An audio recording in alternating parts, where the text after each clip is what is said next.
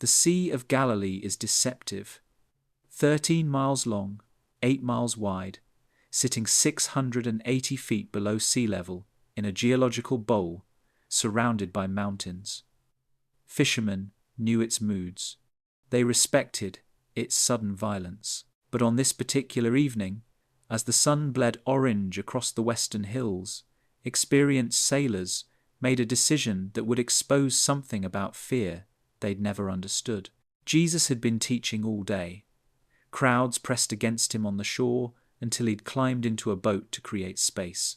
Now, exhausted, he said 5 words that would lead to terror. Let us go over to the other side. Mark 4:35 records the time evening, when temperature differentials between the warm lake surface and cold mountain air create atmospheric instability. The disciples knew this. They went anyway. Within the hour, the deceptive calm shattered. Mark uses the Greek word leilaps, not a simple storm, but a furious tempest, a whirlwind that drops from the mountains with catastrophic force. Waves didn't just rise, they crashed over the bow repeatedly, filling the vessel. These weren't novices panicking. Peter, Andrew, James, and John had survived storms before. This was different. Mark says the boat was being swamped. Past tense, continuous action.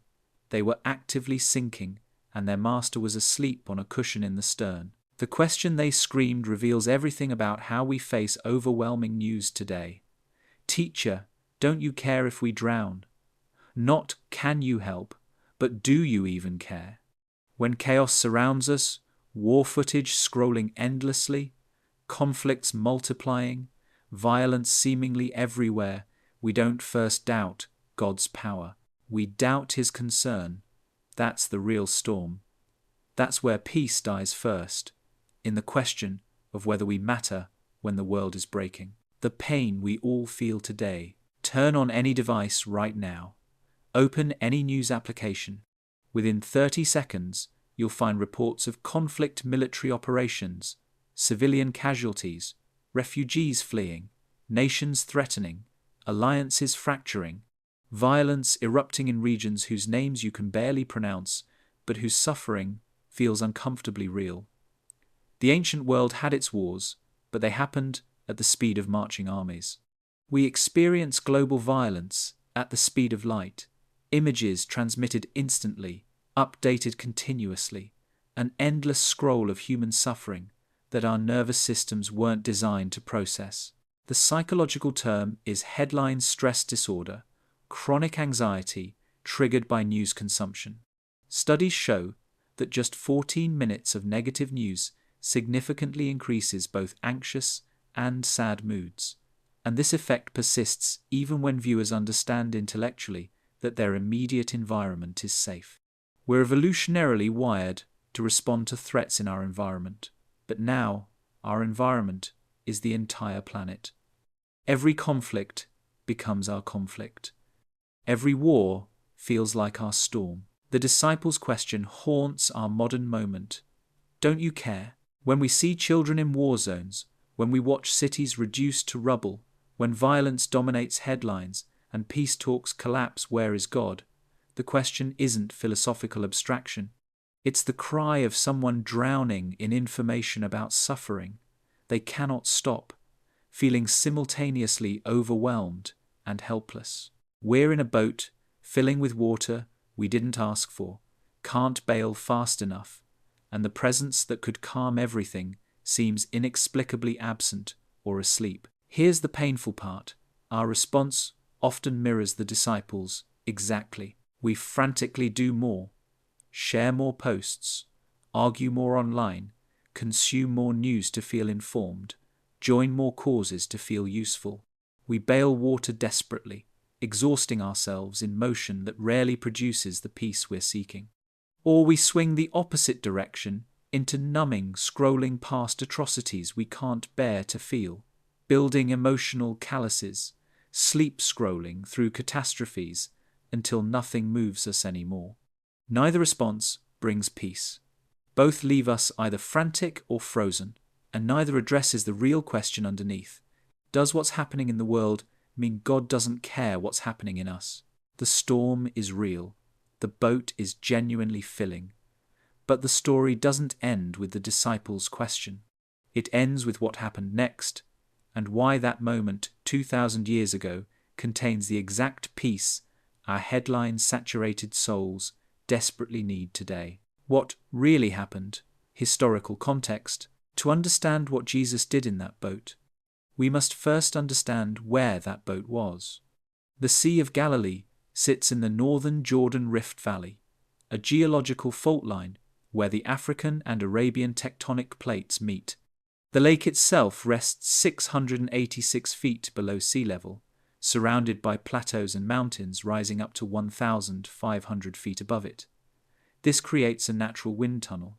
When hot air rises from the lake's surface and cold air descends rapidly from the Golan Heights to the east or Mount Arbel to the west, violent windstorms materialize within minutes.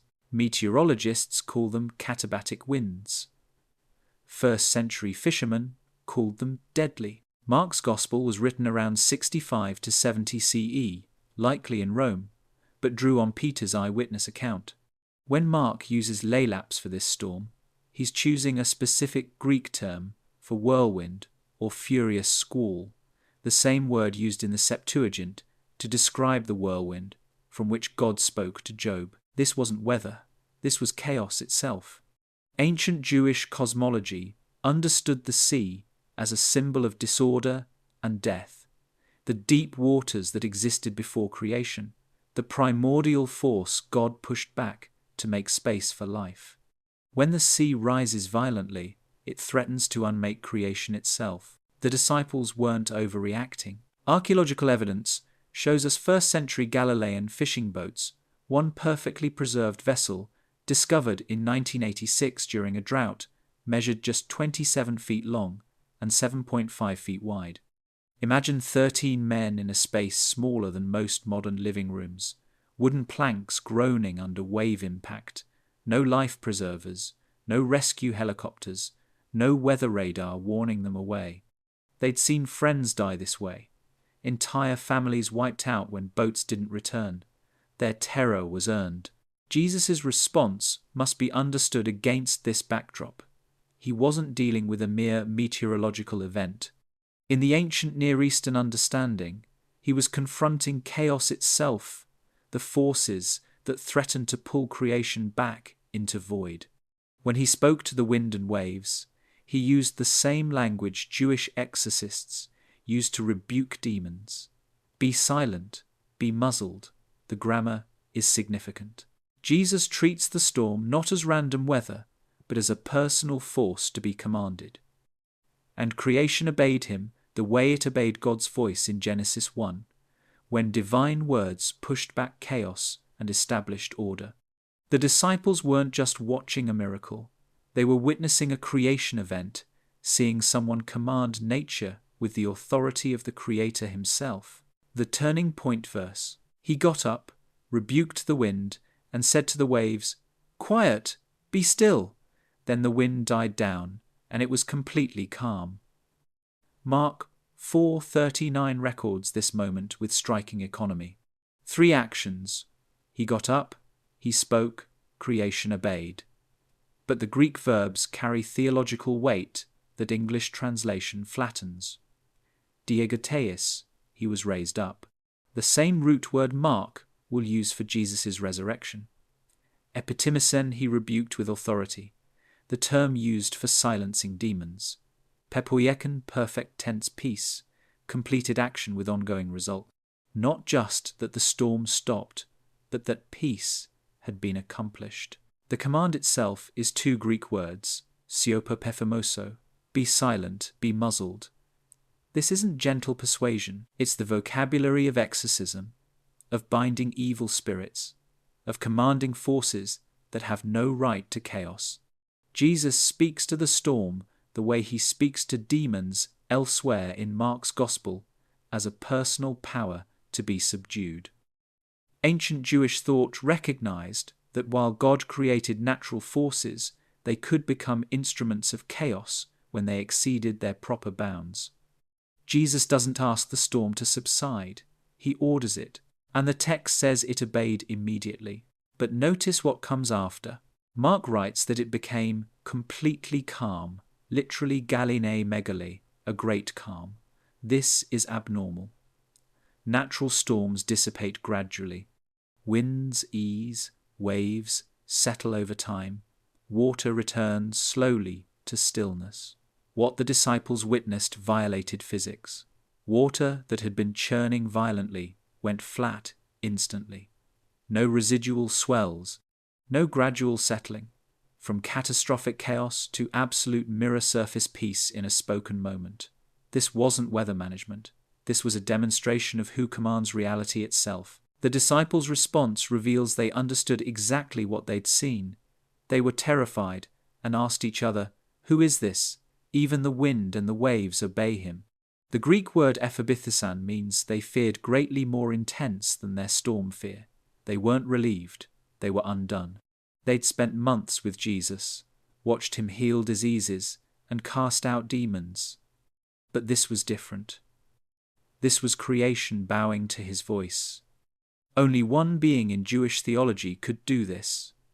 Yahweh himself, the one who stilled the storm to a whisper. The waves of the sea were hushed in Psalm 107-29. The disciples weren't asking a rhetorical question. They were confronting an identity crisis. The man sleeping on the cushion had just claimed authority that belonged to God alone, and the universe had confirmed his claim. The philosophy that changes daily life. Here's the philosophy embedded in this storm story. The principle that transforms how we face overwhelming news. Peace isn't the absence of chaos.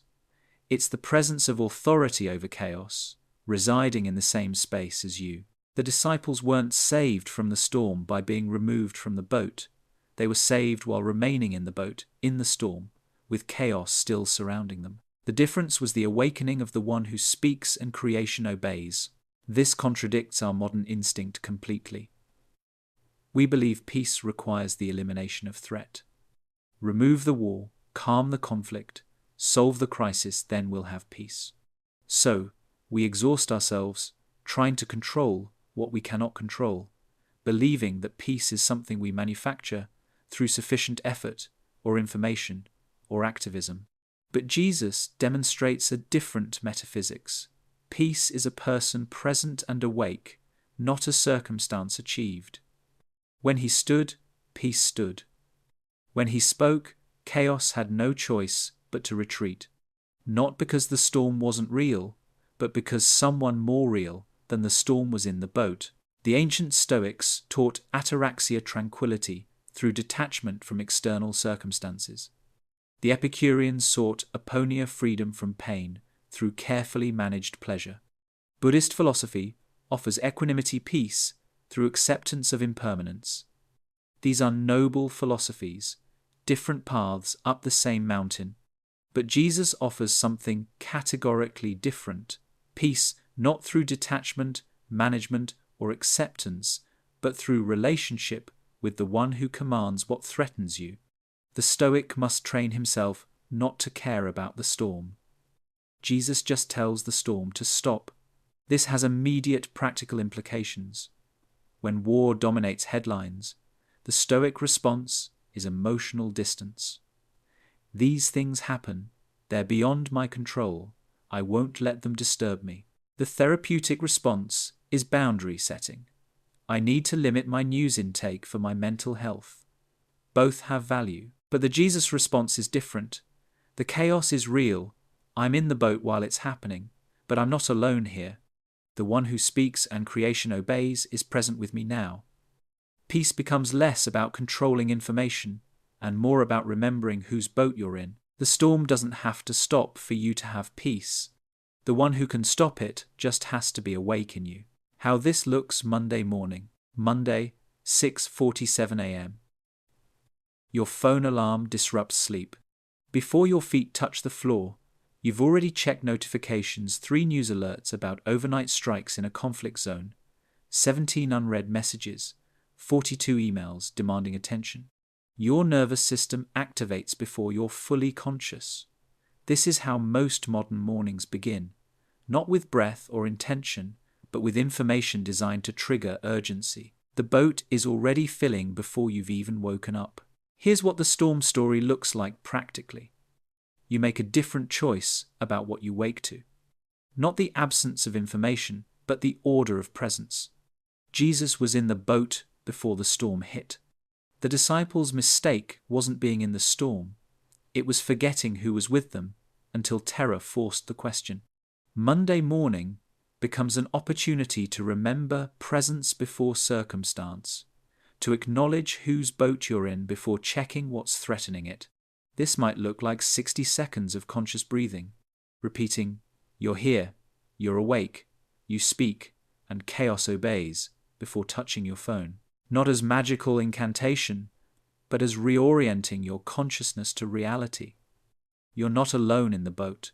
At work, conflict erupts, a colleague undermines you in a meeting, a project fails, leadership announces restructuring. The storm is real. Your reputation, your security, your plans, all genuinely threatened. The disciples' instinct was to bail water frantically while screaming at Jesus. Our instinct is identical. Work harder, defend faster, control everything. But the storm story offers a different response. Acknowledge the chaos, feel the legitimate fear, and then ask not, "How do I stop this?" but, "Who's in the boat with me?" This isn't passivity. The disciples still had to keep the boat from capsizing while Jesus slept. But it's action without panic, effort without frenzy, work without the soul-destroying belief that your exhaustion is the only thing standing between chaos and catastrophe. Evening arrives. You open social media, and the algorithms serve their dark feast war footage, political rage, environmental collapse predictions, violence everywhere. You can feel your chest tightening, your breathing shallowing, that familiar sense of drowning in information about suffering you cannot personally solve. Here's the Monday evening practice. Name what you're feeling. I'm afraid. The world feels violent, and I feel helpless. Don't spiritually bypass it. The disciples didn't pretend the storm wasn't happening.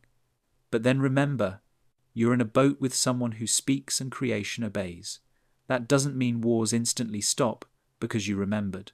It means you can know peace while wars continue, not because you don't care, but because peace isn't the absence of the storm, it's the presence of authority over it residing in the same space you occupy. You can put the phone down. You can sleep tonight. The one who commands chaos doesn't need your insomnia to keep the world spinning. When obedience felt impossible, the storm story contains a detail we often miss. Jesus said, "Let us go over to the other side," before they ever left shore. The disciples obeyed that command, and obedience led them directly into the storm. This is crucial. They weren't in the storm because they disobeyed or made a mistake. They were in the storm because they followed Jesus' instructions. Sometimes obedience doesn't lead around chaos. It leads straight through it. Consider Peter in this moment. He'd fished these waters his entire life. He knew what evening storms meant. He probably voiced concerns. "Master, the temperature's dropping, winds are shifting, we should wait until morning." But Jesus said go, so Peter went. And within an hour, everything in Peter's experience screamed that this was wrong, that obedience had led to catastrophe, that following Jesus had put everyone in mortal danger. The water filling the boat was the consequence of obedience, not disobedience. How do you maintain faith when doing what you were told leads to drowning? This mirrors our modern spiritual crisis precisely. You try to live with integrity, you work honestly, love faithfully, serve generously, follow what you understand as God's direction for your life. And the world doesn't become more peaceful, it becomes more chaotic. Wars multiply, injustice spreads. Violence touches people you love. The boat fills despite your obedience, maybe because of it. You volunteered for the mission trip and got sick. You took the ethical job and lost income. You spoke truth and faced backlash. The storm isn't punishment for disobedience. It's often the consequence of following Jesus to places that are genuinely dangerous, genuinely costly, genuinely storm-prone. The disciples' question cuts even deeper in this light. "Don't you care if we drown?" becomes, "You told us to get in this boat. You led us into this storm. And now you're sleeping while we die, following your instructions."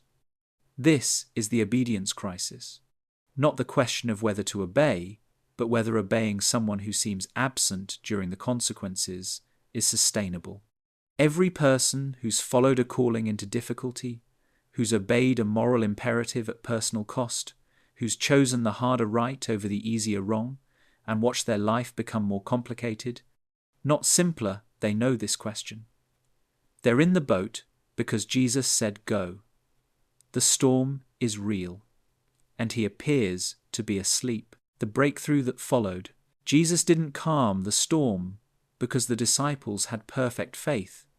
He calmed it because they woke him up. This is the breakthrough. You don't need perfect confidence in the outcome. You need to bring your terrified question to the one who commands outcomes. The disciples' "Don't you care if we drown?" wasn't a model prayer. It was accusatory, faithless, panic-driven. And Jesus responded to it by saving their lives. This destroys our perfectionism about faith. We imagine we need to reach some spiritual maturity before we can access peace, that we need to stop being afraid, stop doubting, stop questioning God's care before he'll act. But the storm story proves otherwise. Jesus didn't wait for them to calm down and ask politely. He stood when they were still screaming. He spoke when they were still doubting. He saved them while they were still faithless. The breakthrough wasn't their spiritual advancement. It was their honest desperation spoken out loud to the one who could actually help. After the miracle, Jesus asks, "Why are you so afraid? Do you still have no faith?" Some read this as condemnation, but Mark positions it after the rescue, not before. Jesus saves first, then teaches. The question isn't, "You should have had more faith, so you deserve to drown." It's, "I was here the entire time." The same power that just calmed the storm was in the boat while it raged. What if faith isn't believing the storm won't come, but remembering who's with you when it does? He's not angry they were afraid. He's revealing a deeper reality. Perfect love casts out fear, not by removing threats, but by removing your aloneness in facing them. The disciples' final response shows the breakthrough. They were terrified, but they were asking the right question. Who is this? Not, "Why did this happen?" or "How do we prevent future storms?" but "Who is in the boat with us?" That's the turn, from problem-focused panic to presence-focused wonder. The circumstances hadn't changed yet. When they asked that question, they were still in the boat, still on storm-prone waters, still headed to the other side where other dangers waited. But they'd seen something that would change how they faced every future storm. Authority over chaos was a person, and that person was with them. Your one obedient step today, here's your invitation, the single step you can take today while war fills headlines and chaos feels overwhelming. Name whose boat you're in, out loud, before the next news cycle hits. Not as magical formula, but as reality check. Say it, "I'm not in this alone. The one who speaks and creation obeys is present with me now." Feel how that sentence lands in your body. Notice what changes when you remember presence before circumstance. The second step is ruthlessly practical. Create one storm-free zone in your daily rhythm. Not forever, not escaping reality, but one space where you remember peace before checking chaos. This might be the first 60 seconds after waking presence before phone, or the last 30 minutes before sleep breath, and gratitude before doom scrolling. The disciples couldn't control when storms hit, but they could control whose presence they acknowledged.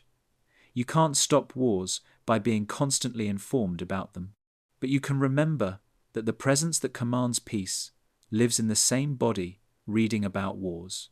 That remembrance doesn't make you uncaring, it makes you sustainable. Third, practice the disciples' honest prayer. Don't perform spiritual maturity you haven't achieved. When the next crisis hits personal or global, when your boat starts filling, say what's actually true. I'm afraid. This feels overwhelming. Are you awake? Do you see this? The breakthrough comes not from perfect faith, but from bringing imperfect faith into the presence of perfect power. Jesus didn't calm the storm because they asked perfectly. He calmed it because they asked at all. Finally, here's the obedience step for today specifically. Before you scroll through news about wars you cannot personally stop, ask one question. What's the one thing in my immediate sphere I can actually influence toward peace today? Maybe it's a conversation you've been avoiding. Maybe it's forgiveness you've been withholding. Maybe it's kindness to the person in front of you while global suffering paralyzes you. The disciples couldn't calm the storm, but they could wake the one who could. You can't end wars, but you can bring peace to the one space you actually occupy. That's not small. That's the only thing that's ever changed the world, people who remembered whose presence they carried, acting with peace in their sphere while storms raged beyond it. The Sea of Galilee still churns with sudden storms. Geological conditions haven't changed in 2,000 years. Cold air still rushes down from the Golan Heights. Temperature differentials still create whirlwinds. Fishermen still respect the water's violence. The physical reality that threatened the disciples remains active today. But something else remains too. The account of what happened when chaos met the one who commands it, when the forces that unmake creation encountered the voice that spoke creation into being. You're reading this during a time when war feels constant, when violence dominates headlines, when peace seems like nostalgia for a world that no longer exists. The storms are real. Your nervous system responding to them is valid. The disciples weren't wrong to be afraid when their boat was sinking, but they were wrong about one thing. They thought the sleeping figure in the stern was evidence of absence or indifference. They couldn't imagine that authority over chaos could be present and resting at the same time, that the power to stop the storm might be conserving strength precisely because it didn't need to be anxious about storms. What if the peace you're looking for isn't on the other side of the storm? What if it's sleeping on a cushion in the stern of your boat right now, waiting not for the chaos to end, but for you to remember who's with you while it rages? The disciples learned that day that storms don't have the final word, the voice that commands them does. And that voice is closer than the chaos, more real than the threat, more powerful than any force that tries to unmake what God has made. Mark doesn't tell us what happened when they reached the other side. He doesn't need to. The point wasn't the destination. It was who was in the boat for the journey. You're in a boat today. The boat is filling. But check the stern. Look closely. Authority over every storm that threatens you is present, even if it appears to be sleeping. Your invitation isn't to make the chaos stop through your effort. It's to wake the one who speaks, and creation obeys, to bring your honest terror to the only presence that can calm it, and to remember, even while storms rage, whose voice has the final word. The same power that stilled ancient waters lives in your chest as you read about modern wars. That's not metaphor. That's the claim Christianity makes. The one who commanded chaos then dwells in those who trust him now. You carry storm-calming authority into every space you enter, not because you're powerful, but because you're not alone. The boat is filling, but so is the presence of the one who speaks two words, and chaos becomes peace. Which reality will you remember first when tomorrow's headlines hit? This is Faith Burst, short enough to watch, strong enough to change your life. See you tomorrow.